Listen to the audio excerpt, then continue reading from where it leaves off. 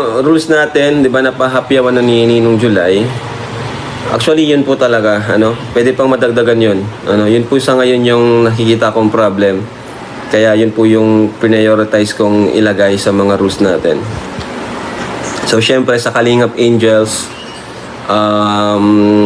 or sa Angels at sa may mga collab team, especially sa Big Four. Actually, nag-meet, pinaka talaga is bawal sila magpa-vlog, Bawal magpa-vlog ang Kalingap Angels sa iba.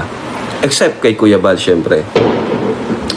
Maliban na lang kapag ako mismo nagsabi, Pero kapag ako nagsabi, ang mas may karapatan mag-vlog sa kanila is yung scouter. Po?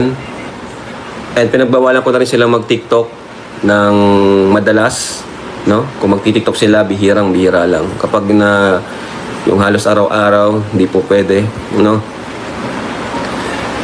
Ayoko naman silang pagbawalan totally mag-TikTok kasi ang pangit naman nun. Mga kabataan ngayon, usong-usong TikTok.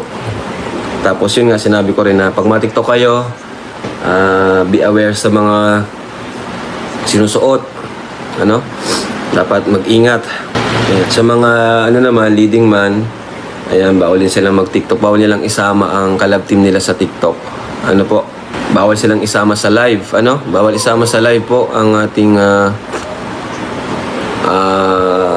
ang kanilang collab team, ang mga leading man, bawal silang isama sa live. And syempre, bawal nilang i-vlog, Mas lalo, bawal po kahit comment lang sa live. Opo, bawal po yun. Pinagbawalan ko